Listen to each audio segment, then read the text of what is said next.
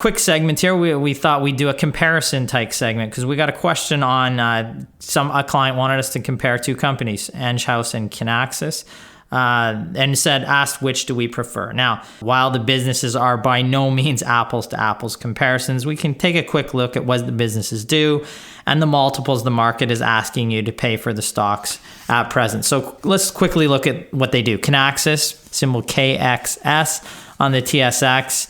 It makes supply chain software. From all accounts, Kinaxis has a great products really at the right time. For example, the company's rapid response system has allowed customers to cope with unprecedented supply chain disruptions during the pandemic.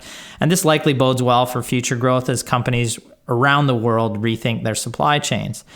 Now, as for Enghouse, symbol ENGH on the TSX, the company utilizes its existing software businesses to generate strong cash flow and create growth through strategic acquisitions in three areas essentially of software: contact centers, which it integrates with Microsoft Teams, telco networks, and the transportation and public service sectors. So let's do a quick comparison of the numbers of these two companies. So the market cap on Enghouse, let's look first, is around 3.58 billion. Kinaxis has a larger market cap, about $1 billion more, 4.56 billion. So let's look at the last quarter in terms of revenues. Enghouse did 140 million in revenues in the last quarter. Kinaxis did 52.75, so just under 3 times less. And then there's growth. The growth for Enghouse in the last quarter in terms of their revenues, 58%. The growth for Kinaxis was 15%. The adjusted EBITDA in the last quarter for Enghouse was 49.3 million. Adjusted EBITDA for Kinaxis was 15 million. So, Enghouse's were 3 times larger. The growth in terms of adjusted EBITDA for Enghouse was 81% in the last quarter. The growth for Kinaxis was actually negative 6%. The cash flow from operations for Enghouse in the last quarter, 50 million.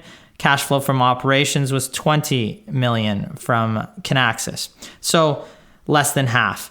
Growth in terms of cash flow in the last quarter was 72% from Enghouse. From Kinaxis was 12%. Cash on hand. Both of these are very cash-rich businesses. Enghouse had 168 million. Kinaxis had 233 million. So a little bit more cash in Kinaxis, although, like we said, cash flow from operations was more than double. So Enghouse is building up more. So the valuations that you're asked to pay for these businesses in the market, enterprise value to expected EBITDA this year on adjusted basis is about 20 for Enghouse right now. Kinaxis is about 61. So 3 times more expensive is Kinaxis on an EV to EBITDA basis. So what gives here, you might be asking? Higher market cap on Kinaxis despite lower total revenues, cash flow, growth, etc. Well, there are a few things that would pull into why Kinaxis may have some things in its favor here. It has a higher percentage of SaaS sales and higher organic growth. Anecdotally, one thing I find is that newer technology, which Kinaxis falls into that range, versus Enghouse, appears to receive higher valuations. Both are good companies. Neither are really cheap right now, but one you are clearly paying less for at present.